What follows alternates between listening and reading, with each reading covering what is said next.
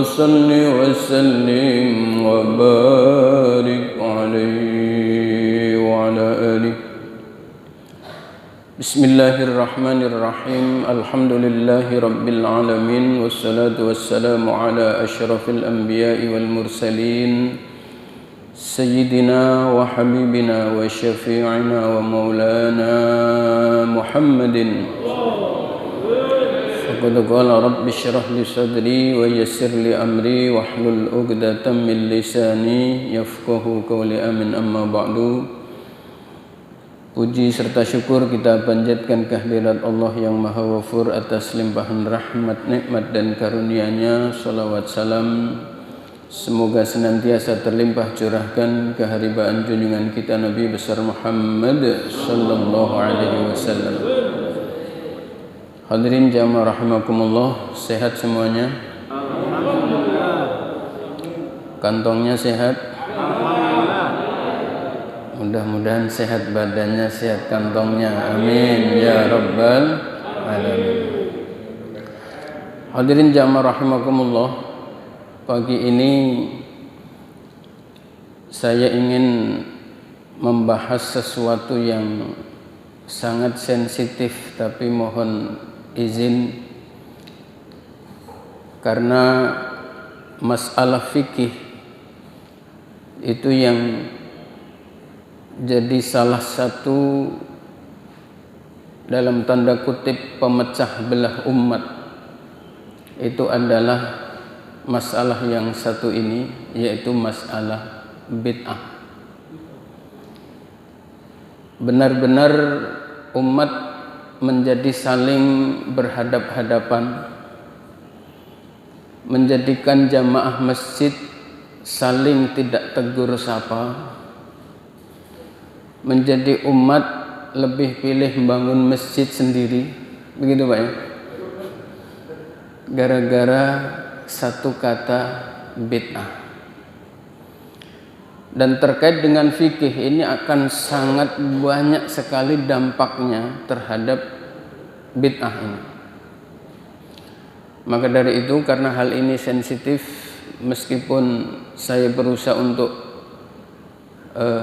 netral dalam tanda kutip, tetapi senetral-netralnya barangkali ya kalau ada yang kurang nanti mohon dimaafkan. Karena intinya umat ini tidak boleh berpecah belah gara-gara masalah furu'iyah. Kenapa masih terlalu banyak yang perlu difikirkan oleh umat ini? Tidak sedikit orang yang sehari makan sehari tidak sedikit generasi-generasi yang biaya pendidikannya enggak jelas.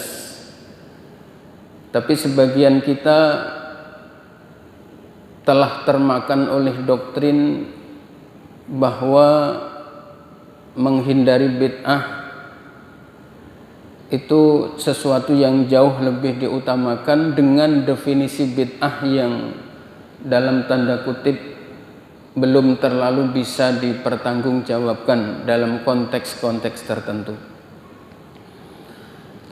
Jamaah rahimakumullah, sumber perdebatan tentang bid'ah itu adalah dari cara memahami satu hadis yang diriwayatkan oleh Imam Nasa'i. Inna syarral umuri muhdatsatuha wa kullu muhdatsatin bid'ah wa kullu bid'atin dhalalah wa kullu dhalalatin finnar.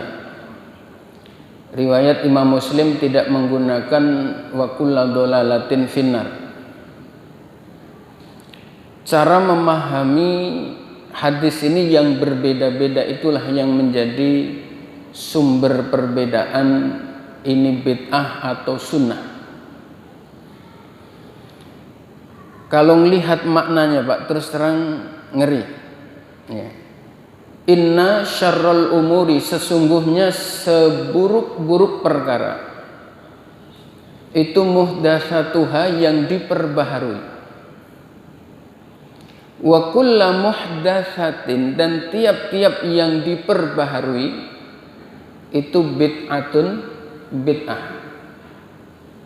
Wa kulla bid'atin, dan tiap-tiap bid'ah itu dolalatun, sesat. Riwayat Imam Muslim cukup di sini, tapi menurut riwayat Imam Nasa'i ada lanjutannya, wa kulla dolalatin finnar, dan tiap-tiap sesat itu tempatnya adalah neraka. Ngeri nggak Pak kira-kira? Berat, luar biasa. Ya. Sebagian teman-teman yang takutnya berlebihan dan berhenti pada kalimat kulla. Iya. Pokoknya kalau kulla itu semuanya, tidak ada kecuali. Pokoknya tiap-tiap bid'ah itu sesat, tidak ada yang bid'ah yang baik. Ini berhenti pada kalimat kulla. Ini versi teman-teman yang mengatakan semua bid'ah sesat dan bid'ah itu hanya satu. Nah, sementara bid'ah menurut Imam Syafi'i, ya, ini tertulis di dalam kitab Fathul Bari. Fathul Bari itu syarahnya Bukhari, juz 13 halaman 125. Ya. Imam Syafi'i menyampaikan, al bid'atu bid'atani. Bid'ah itu ada dua. Fama wafaqo as-sunnata, fama maka tiap-tiap perbuatan, ya, wafaqo yang bertepatan, yang sama, yang semakna, as-sunnata terhadap sunnah, fahasanatun maka disebutnya bid'ah hasanah. Kuliah duha di zaman Nabi tidak ada. Ya.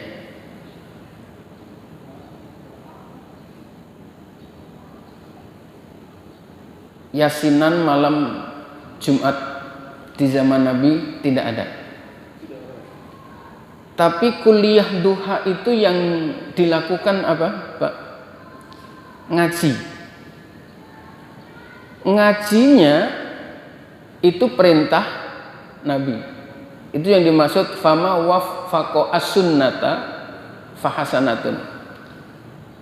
Tapi wama khalafaha, dan setiap perbuatan yang bertentangan, ya, fasayyi'atun maka disebutnya bid'ah sayyi'ah, atau dalam yang sering kita dengar adalah bid'ah dolalah. Ini pendapat Imam Syafi'i di dalam kitab apa tadi, Pak? Fathul Bari, juz berapa? Juz 13 halaman berapa? 125. Ya, mudah-mudahan bisa diingat. Ya. Argumentasi yang mendukung pendapat-pendapat Imam Syafi'i ini yang kita akan kaji untuk menjadikan kita lebih arif dan bijaksana, untuk menjadikan kita tidak menelan banyak kurban. Ya, ini intinya. Salah satu argumentasi yang mendukung dalam pendapatnya Imam Syafi'i ini adalah bahwa kalimat kulla itu tidak hanya satu yang artinya semuanya. Dari sisi balaghah itu ada kulli yang muqabalahnya juz'i, ada kulliyah yang muqabalahnya juz'iyah. Ada kulli yang artinya tiap-tiap, ada kulli yang artinya semuanya, ada kulli yang kerjaannya nyangkul. Kulli kerjaannya nyangkul. Serius amat, Pak. Ngopi dulu, Pak, ya. Masya Allah.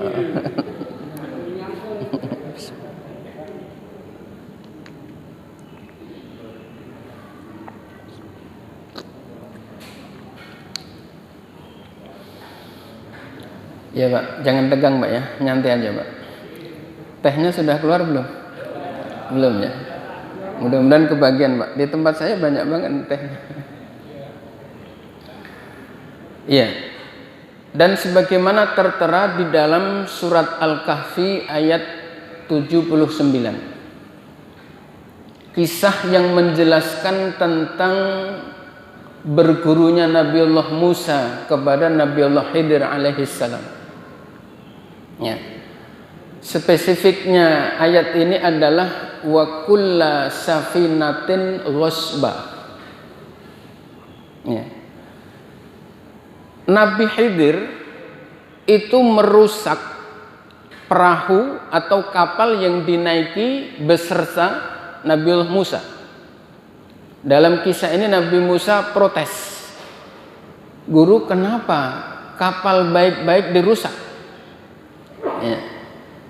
Saya tidak ingin cerita panjang tentang kisah ini, tapi kalimat kulla, bahwa semua kapal yang lewat itu dijarah oleh raja yang zalim ini.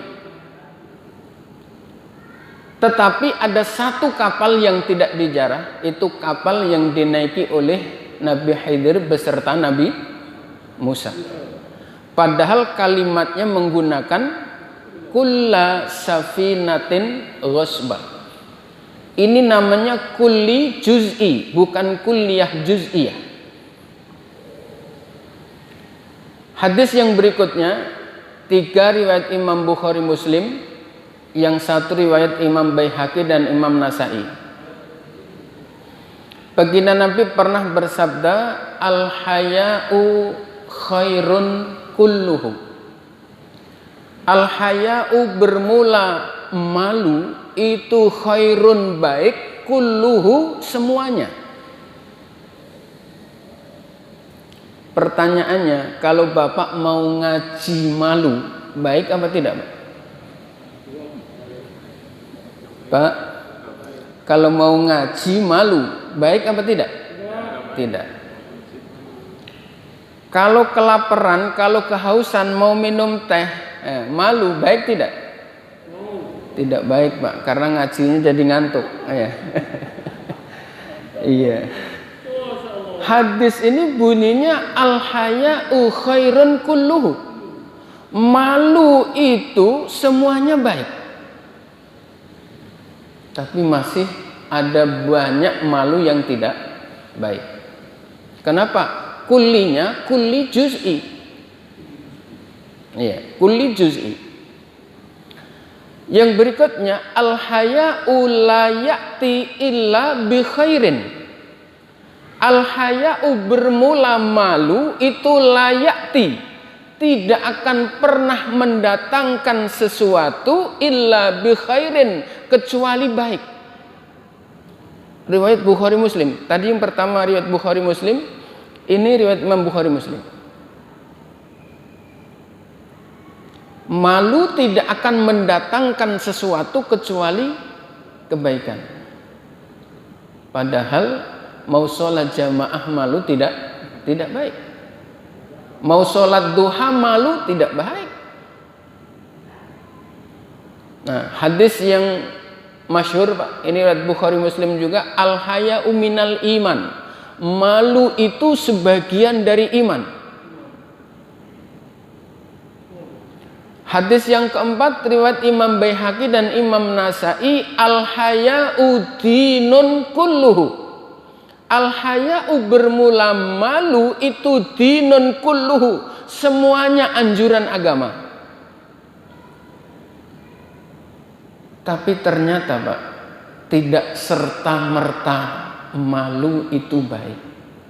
Sekali lagi dilihat dari sisi mana, padahal menggunakan kullu, menggunakan kulli, tapi kok tidak semuanya. Itu tadi Pak, ada kacamata namanya balaghah, ya. Jadi ada kulli itu ada kulli juz'i, ada kulliyah juz'iyah. Tapi kalau kullu nafsin dha'iqatul maut, itu kullinya kulliyah juz'iyah. Maka ya, apa yang disampaikan oleh Imam Syafi'i di dalam kitab apa tadi Pak? Fathul Bari, juz berapa Pak? Juz 13, halaman berapa Pak? 125. Ya. Ini adalah argumentasi yang banyak diikuti oleh masyarakat Indonesia, dan kaidahnya diantaranya adalah seperti itu.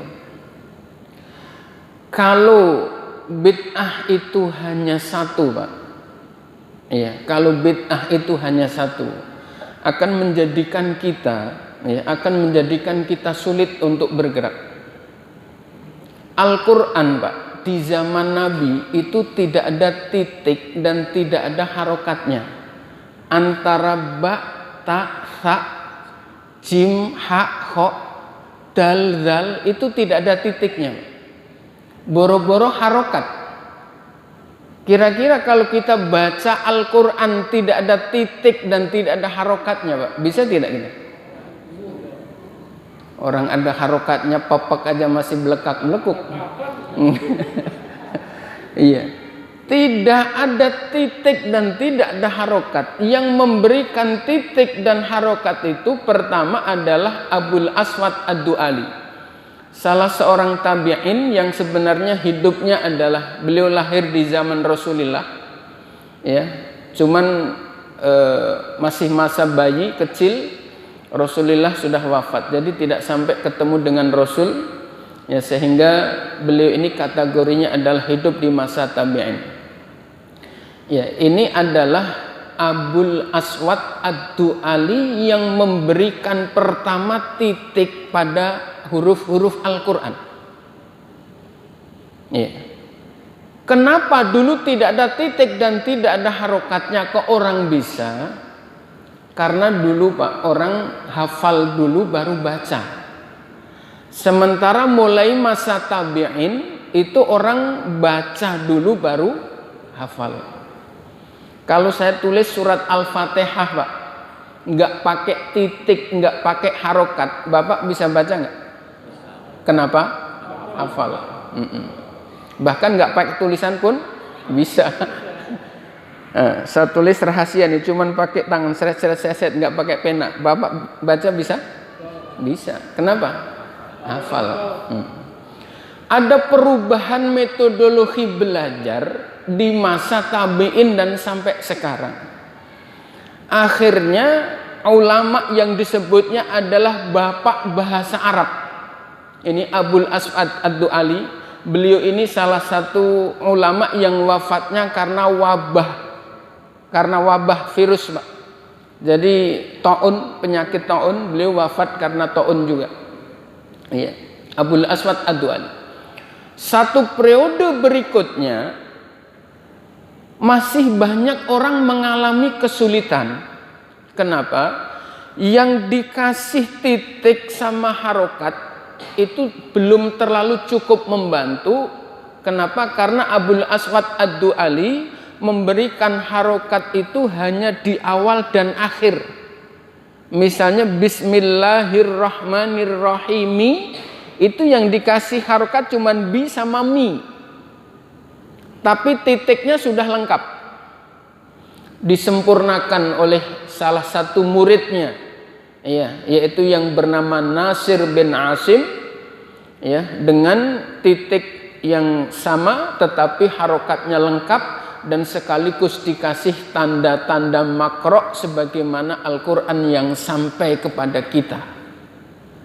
Pertanyaannya Pak, kalau itu di zaman Nabi tidak ada, ya, dan itu berkait dengan ibadah, ya, dan setiap yang terkait dengan ibadah, ya, yang tidak dicontohkan oleh Nabi itu dikategorikan adalah bid'ah. Kalau bid'ah hanya satu, Bapak nggak boleh baca Al-Quran yang sekarang ada titik sama harokatnya. Susah apa tidak Pak kira-kira? Susah. Iya.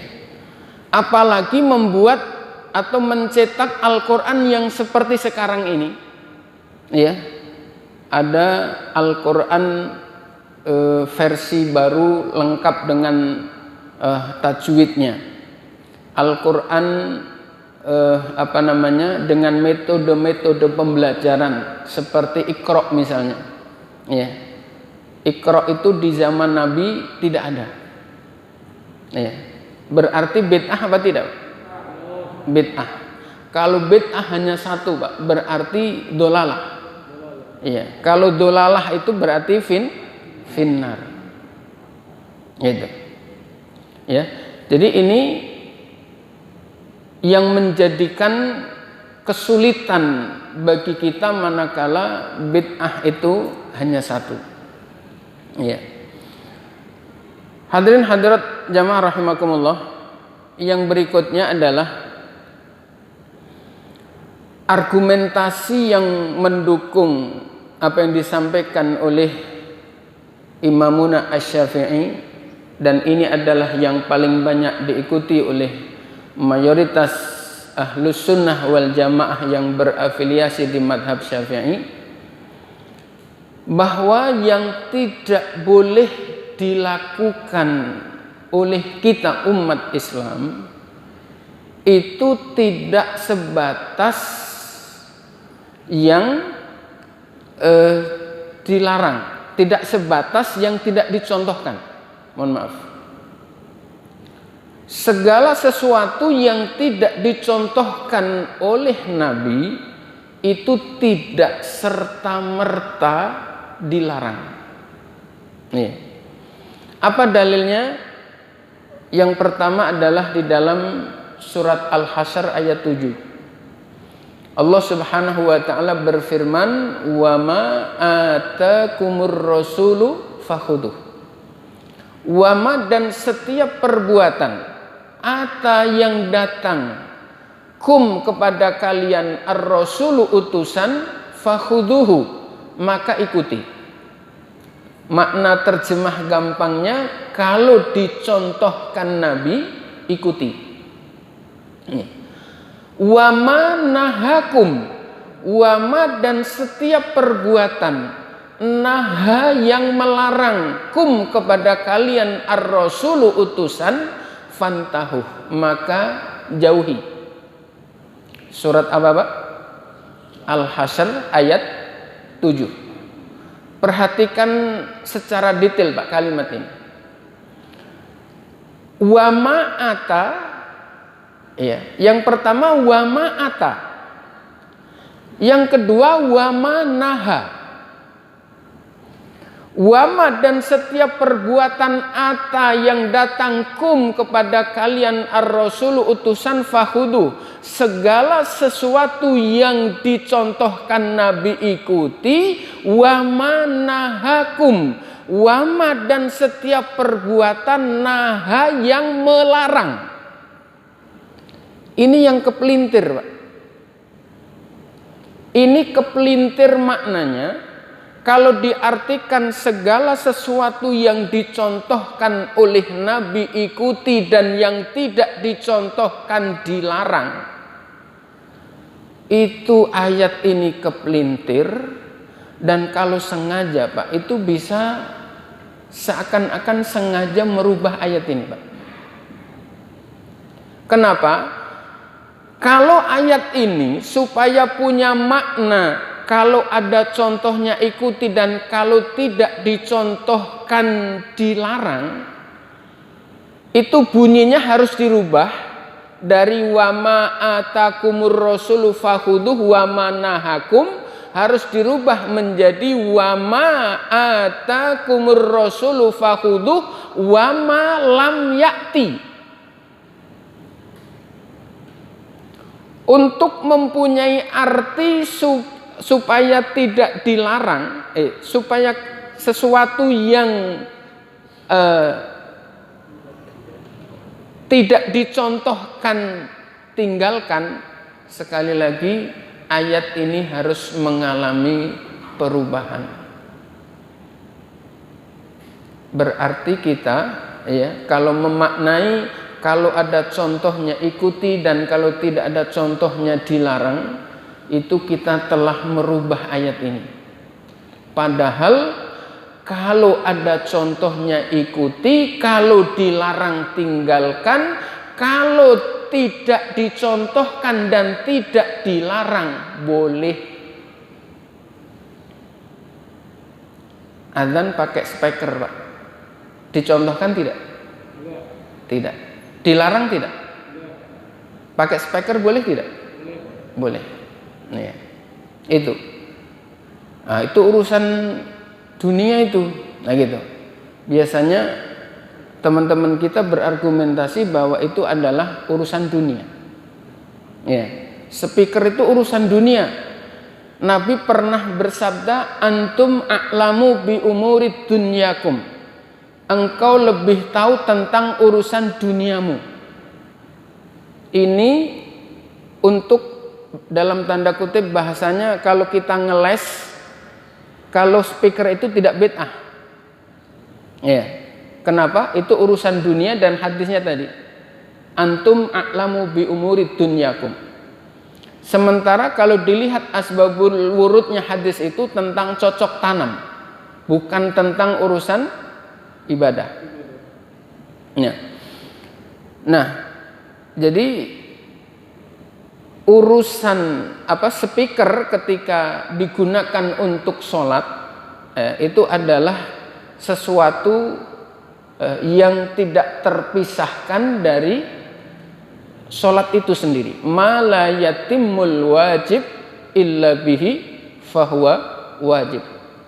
Ya. Ma setiap perbuatan, la yatimmu yang tidak bisa sempurna, al wajib perkara wajib, illa bihi kecuali dengan perkara lain, ya, fahuwa wajib maka perkara lain itu menjadi wajib hukumnya. Contoh awal yang saya pernah sampaikan, wudu, Pak, hukum aslinya apa? Wudu, Pak, hukumnya apa? Sunnah apa wajib? Wajib. Wajib apa sunnah?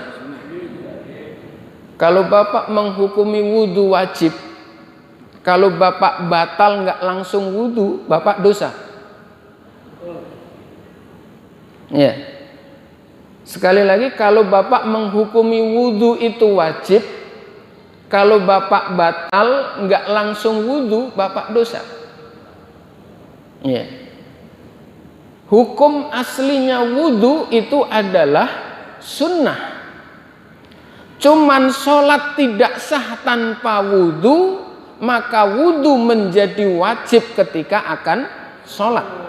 Dalilnya ma la yatimul wajib illa bihi fahuwa wajib. Kalau Bapak mau sholat tidak wudu tidak sah, tapi kalau Bapak batal nggak wudu nggak dosa. Gitu. Jadi speaker, ya, imam baca Al-Quran atau jadi imam tidak menggunakan speaker, sholatnya sampai keluar-luar. Ya, maksudnya jamaahnya sampai ke halaman. Kira-kira jamaahnya bisa sempurna tidak, Pak? Kurang, ya, kurang sempurna. Iya, enggak kedengeran. Imamnya sudah berdiri lagi, jamaahnya yang belakang baru rukuk, baru sujud. Iya. Ini berarti speaker dalam konteks sholat adalah sesuatu yang tak terpisahkan dari sholat itu sendiri. Gitu. Jadi ma la yatimul wajib illa bihi fahuwa wajib. Perkara wajib yang tidak bisa sempurna karena perkara lain, maka perkara lain menjadi ikut wajib hukumnya. Orang berangkat haji kalau nggak pakai pesawat, kalau naik onta, Pak, ya, dari Pondok Ijo naik onta, sampai ke Mekah, kira-kira, Pak, gitu, kira-kira kebagian haji nggak di sana? Kayaknya yang naik pesawat udah bolak-balik 10 kali belum nyampe sana. Nah, pesawat dalam konteks ibadah itu adalah bagian dari ibadah. Karena bagian dari ibadah, ya, dan dia tidak dicontohkan oleh Nabi, berarti bid'ah. Kalau bid'ah itu cuman satu, Pak, repotnya kita harus berangkat haji naik onta, Pak, dari sini sampai sono. Kenapa? Karena naik pesawat tidak pernah dicontohkan oleh Nabi, oleh Rasulullah Sallallahu Alaihi Wasallam. Maka dari itu bahasa bid'ah, ya, ini benar-benar menggelontor bak bola panas liar. Setiap ada orang melakukan satu ibadah yang tidak cocok dengan benaknya, dengan mudah dipatahkan. Ada contohnya apa tidak? Lagi selamatan, lagi syukuran, padahal selamatan itu isinya doa. Bersyukur itu perintah Allah. Iya, mengundang orang kemudian disedekahin pakai air, pakai makan, pakai berkat, itu sedekah perintah Nabi. Gara-gara pertanyaan ada contohnya apa tidak? Langsung, Pak, minder. Iya, waduh, ternyata nggak ada contohnya, ya. Maka ketika ada pertanyaan dari saudara-saudara kita, itu ada contohnya apa tidak? Jawabnya adalah pertanyaan ulang. Apa pertanyaannya? Ada larangannya apa tidak? Ya. Enggak, itu ada contoh Nabi tidak? Iya, Nabi melarang apa tidak? Sampai bisa memberikan hadis bahwa Nabi pernah melakukan selamatan apa tidak? Pertanyaan lagi, sampai bisa menghadirkan hadis enggak bahwa Nabi pernah melarang selamatan? Begitu, Pak. Kenapa? Ini bukan untuk memecah belah, Pak. Bukan. Tapi argumentasi yang tidak terlalu menguntungkan bagi ukhuwah Islamiyah ini, Pak. Menggelontor bola liar, akhirnya menjadikan umat jadi pecah belah. Ini harus ada solusi. Solusinya adalah mementahkan kalimat-kalimat yang begitu mudah untuk memecah belah umat. Jawabannya bentuknya pertanyaan, ada larangannya apa tidak? Iya. Bapak ingat tadi, Pak, di surat apa yang bahwa kalau tidak ada larangannya boleh? Surat apa, Pak? Al-Hasr ayat berapa? Ayat 7. Itu masih di backup hadis Sahih Bukhari Muslim, Pak. Baginda Nabi pernah bersabda, ya, fa idza amartukum bi amrin fa'tu mastata'tum. Fa'idha amartukum, ketika aku perintahkan kepada kalian satu perbuatan, fa'tu mastata'tum, maka lakukan semaksimal sebisa mungkin. Fa'idha nahaitukum anhu fantahu. Tapi kalau aku larang, ya, kalian hindari. Kalimatnya lagi-lagi menggunakan kalau dilarang, Pak, bukan kalau tidak dicontohkan. Hadirin jamaah rahimakumullah, maka dalam konteks bid'ah ini, ya, dalam konteks bid'ah ini harus benar-benar hati-hati. Dalam bahasa usul fikih itu ada namanya qiyas, ada takdir. Ya. Ini beberapa contoh saya akan berikan yang ditulis salah seorang tokoh kita dari kalangan, mohon maaf, Salafi, membuat buku, barangkali ada yang punya, ya. Judul bukunya adalah 500 kaidah bid'ah. Ya, saya tidak sebutkan namanya.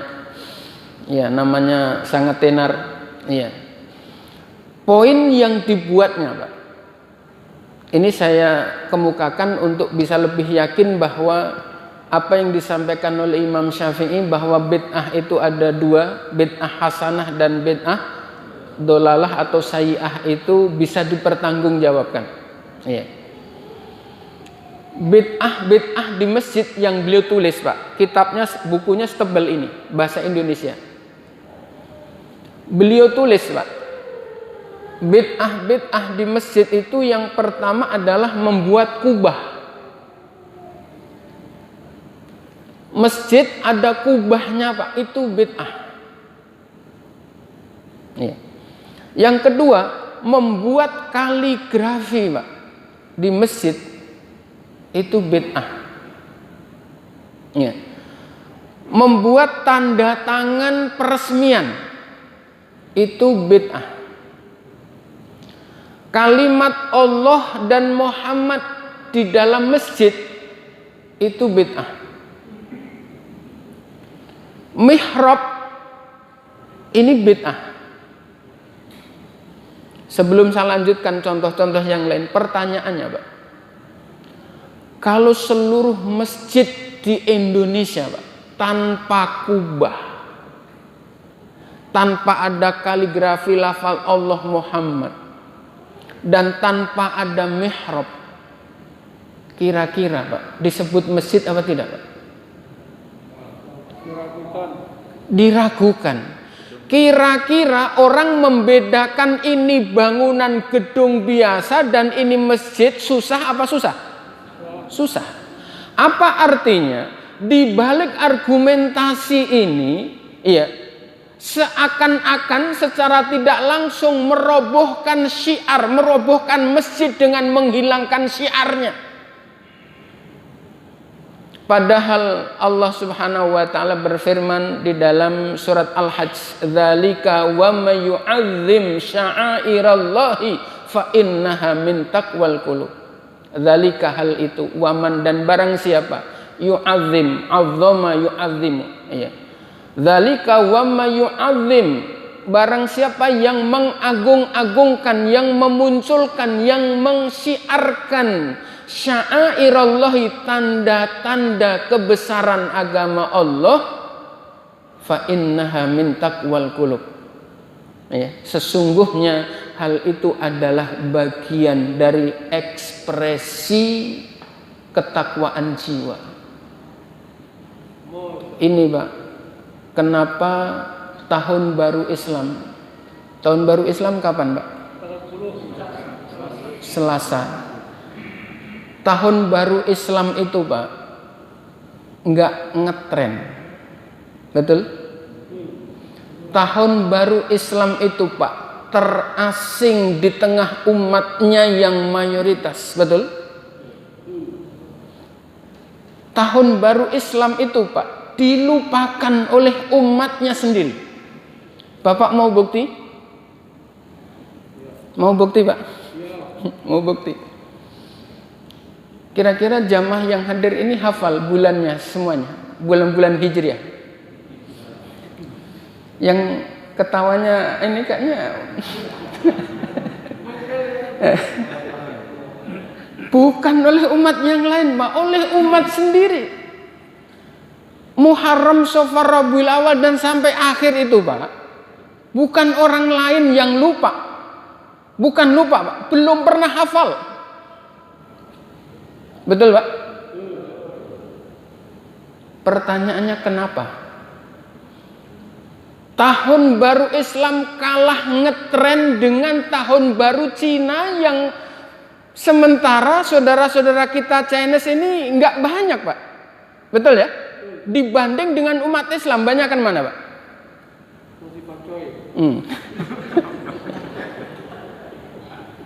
Banyakan umat Islamnya dibanding dengan Chinese. Tetapi tahun barunya, Pak, itu 3 bulan sebelumnya anak-anak kita sudah hafal. Ntar ini tahun baru Cina. Hafal, Pak. Kapan, Pak, tahun baru Cina, Pak? Pura-pura lupa kayaknya nih. Takut dikerjain. Iya. Pertanyaannya kenapa kok bisa begitu? Karena, Pak, bid'ah ini, kata-kata bid'ah ini, tahun baru Islam dirayakan dengan pawai obor, orang-orang bilang itu tradisi orang Yahudi. Padahal dia cinta dengan tahun baru Islam. Dia kepengin ini tahun baru Islam, semangat kita harus berkobar seperti api yang menyala-nyala. Hayo kita perbaiki masa depan kita dan kita taubati masa lalu kita. Itu sebenarnya dalam hati yang pawai obor. Tapi dibilang itu bid'ah, itu sesat, itu contoh orang Yahudi. Begitu diperingati dengan zikir, tahlil dan berdoa, Pak, itu dibilang bid'ah, tidak ada contohnya. Nggak ada celah lagi untuk menjadikan syiar Islam itu berkembang. Tidak ada celah setitik pun untuk menjadikan tahun baru Islam itu menjadi lebih syiar. Ini gara-gara bid'ah. Padahal sekali lagi, zalika wa may yu'azzim sya'airallahi fa innaha min taqwal qulub. Meskipun kalimat ini, ayat ini konteks spesialnya tentang haji, tapi kalimat sya'air yang menunjukkan kalimat yang umum, ya, yang umum menandakan dia adalah maknanya umum. Jadi siapa-siapa yang mensyiarkan tanda-tanda dan keagungan agama Allah, dia adalah ekspresi ketakwaan jiwa.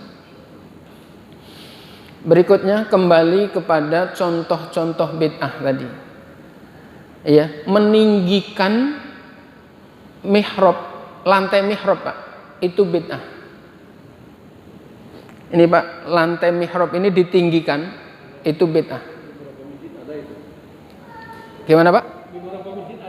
Iya, supaya imamnya kelihatan maksudnya. Ada beberapa yang tidak dibid'ahkan, Pak, padahal sama-sama tidak dicontohkan oleh Nabi. Pertama apa? Karpet. Ya, tidak dibid'ahkan di dalam buku ini. Jam tidak dibid'ahkan. Speaker tidak dibid'ahkan. Kipas angin tidak dibid'ahkan. Ya, AC tidak dibid'ahkan. Pertanyaannya, kenapa tidak dibid'ahkan? Karena masjid beliau pakai.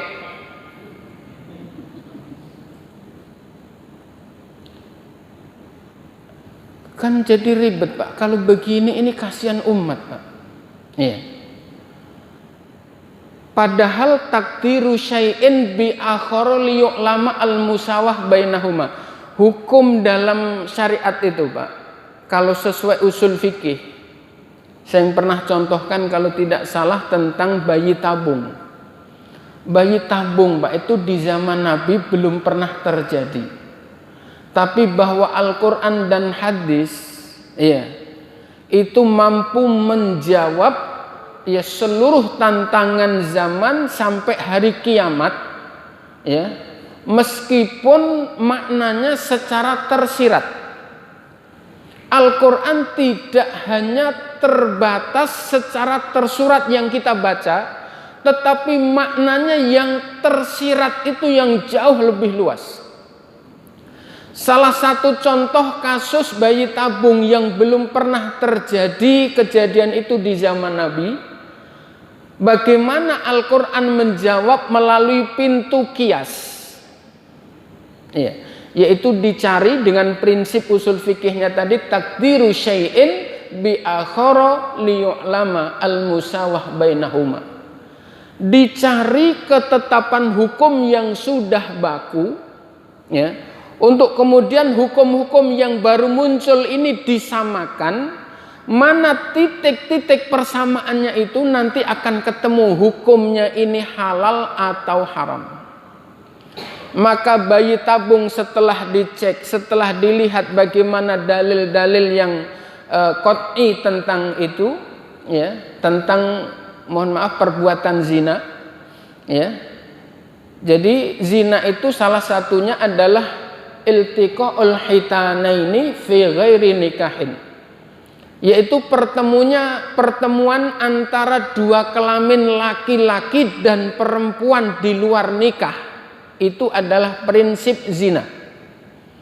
Yang kedua, prinsip zina adalah iltiqaul mani fi ghairi nikahin.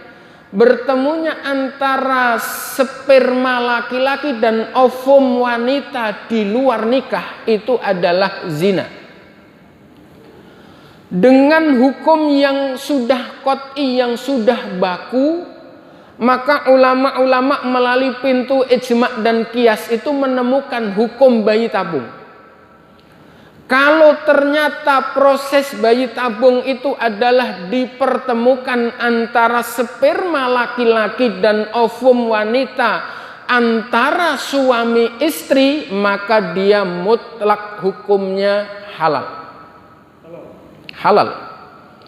Tetapi kalau yang dipertemukan antara sperma dan ovum itu adalah laki-laki dan wanita yang tidak suami istri, hukumnya sama seperti zina.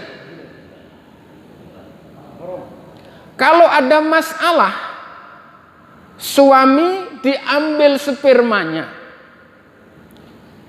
istri diambil ovumnya, dibuahkan di alat teknologi, sudah bisa berbuah.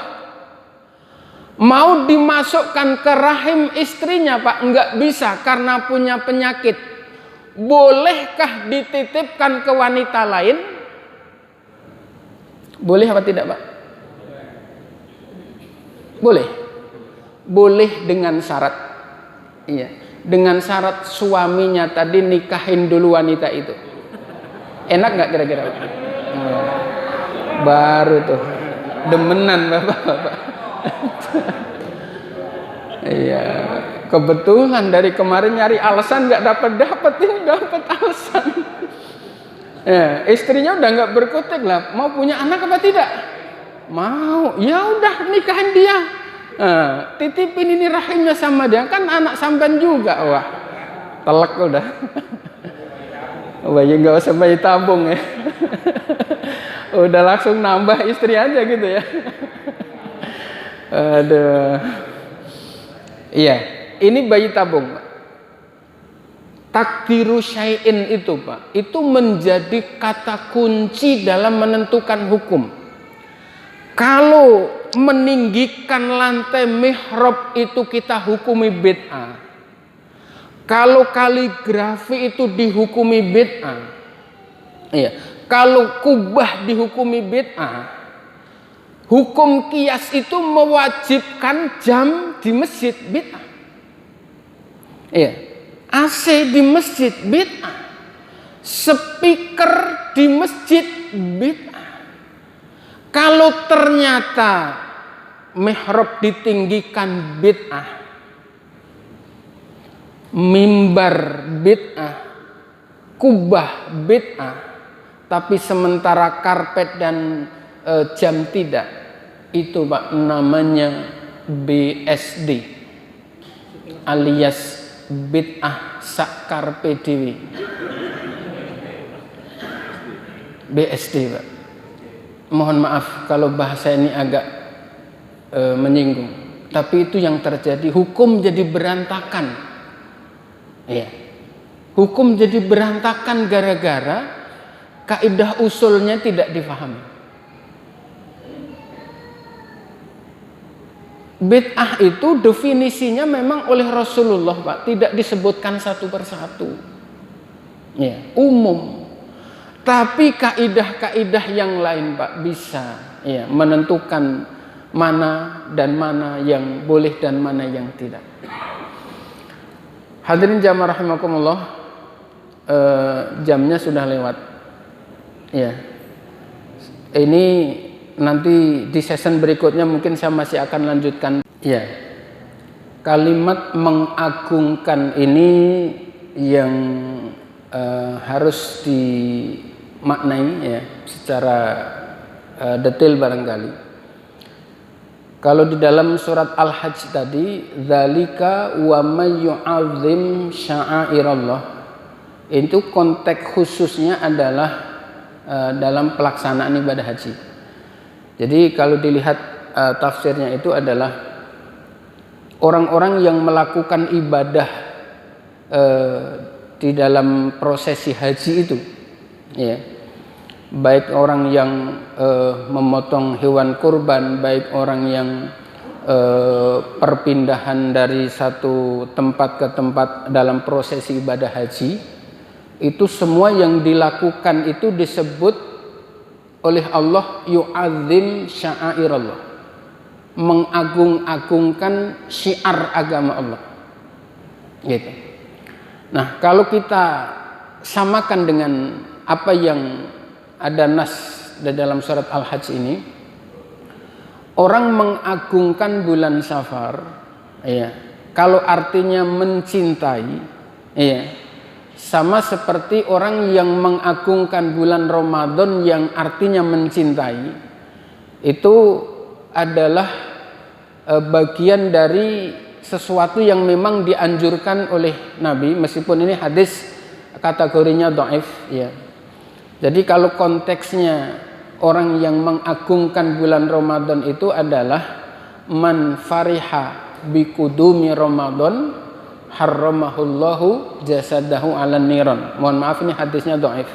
Ya, tapi hadis dhaif bukan berarti kalau dalam mazhab Ahlussunnah wal Jamaah dalam konteks fadhail a'mal, ya, itu boleh digunakan. Kenapa? Karena saya pernah sampaikan kalau tidak salah, hadis itu gara-gara perawinya suka makan sambil berdiri. Padahal makan sambil berdiri itu tidak sampai hukum makruh, cuman khilaful aula, enggak pantas. Itu derajat hadis dari sahih sudah turun menjadi hasan. Hadis hasan turun menjadi dhaif. Dhaif banyak kriterianya. Nah, jadi barang siapa yang bangga, barang siapa yang senang akan kedatangan bulan suci Ramadan, maka diharamkan jasadnya untuk tersentuh api neraka. Gitu. Nah, itu artinya bagian mengagungkan, mensyiarkan, ya, woro-woro kepada masyarakat. Ayo sebentar lagi bulan Ramadan. Ayo apa yang kita bisa persiapkan. Nah, kalau konteksnya ke bulan Safar barangkali punya kekhususan menurut beliau, selama tidak sampai kategori menyekutukan, ya, musyrik, ya, itu sah-sah saja kalau konteksnya mengagungkan adalah mensyiarkan. Ya. Tapi kalau sampai itu melanggar dalam tanda kutip sampai musyrik misalnya, itu pun sudah barang pasti dilarang. Tetapi ini contoh sedikit betapa musyrik itu batasannya sangat tipis sekali. Pakai masker. Nah, begitu yakin yang mengamankan masker, musyrik. Bapak pakai masker, merasa aman banget dengan Bapak pakai masker, aman, masker yang memberikan keamanan, musyrik. Mestinya Bapak bilang pakai masker, ya Allah, kami mohon perlindungan kepadamu, ya Allah. Nah, hakikatnya tidak putus. Bapak pakai hand sanitizer, semprot ses, kalau yakin, saya aman, udah pakai hand sanitizer, berhenti di situ. Akidah kita, Pak, yang cacat. Kita minum jahe, ya, wah, jahe ini kalau diminum badan jadi segar, imun kita naik tinggi. Ayo coba kita minum. Bismillahirrahmanirrahim. Alhamdulillah, mantap, Pak. Seger. Kalau yakin yang memberikan imun kita naik itu jahe, Pak, musyrik. Nggak usah nungguin nyembah berhala, nggak usah nungguin nyembah patung. Bahkan sholat saja, Pak, bisa musyrik, Pak. Kalau Bapak sholat di depan Ka'bah, Bapak niatnya menyembah batu Ka'bah, itu musyrik. Dan orang nyium kuburan tidak serta-merta musyrik, Pak. Kalau Bapak nyium kuburan, niatnya menyampaikan rasa rindu kepada orang yang ada di makam, ya, itu enggak dosa, Pak. Hati, yang paling penting hati, ya. Menyampaikan rasa kangen kepada orang tua ini loh, yang di bawah nisan ini adalah orang tua saya yang berjuang menjadikan saya seperti ini. Saya kangen dengan engkau. Menyampaikan salamnya dengan mencium kuburan, enggak masalah. Mencium bukan berarti menyembah. Dan ini pernah Rasulullah berikan contoh ekstrim, Pak. Nabi pernah mencium Hajar Aswad. Ya. Setelah mencium Hajar Aswad, Nabi menyampaikan, Hajarul Aswadi yakutatun min yakutatil jannah. Hajar Aswad ini adalah mutiara yang Allah turunkan dari surga. Beliau mencium Hajar Aswad, Pak, itu ada 2 pelajaran besar. Yang pertama, ya, mencium bukan berarti menyembah. Kalau orang sudah mencium Hajar Aswad dan hatinya bukan bermaksud menyembah, maka dia akan bisa sujud di depan batu yang Ka'bah itu. Dia hanya wasilah, yang disembah hakikatnya adalah Allah. Pelajaran yang kedua, Pak, adalah menyampaikan rasa rindunya kepada surga melalui Hajar Aswad. Bapak ingat zaman dulu, Pak, ketika orang masih, mohon maaf bahasanya, anak-anak muda pacaran, Pak. Biasanya kalau dikasih kenang-kenangan apa, Pak? Sapu tangan. Betul, Pak? Sapu tangan. Iya. Kekasih kita di Surabaya, kita di Jakarta, Pak. Begitu kangen, Pak, diambil sapu tangannya, dicium. Masya Allah. Sampai nggak Pak rindu ya, Pak? Sampai nggak rindunya? Sampai, Pak. Bahkan begitu tidur, Pak, didekepin, dibawa. Iya. Begitu lampu mati, Pak, dia bangun, waduh, kemana sapu tangan saya? Gerayang-gerayang, Pak. Dicari, ketemu, dicium-cium habis-habisan, dicium habis-habisan. Begitu lampunya hidup, daleman, Pak.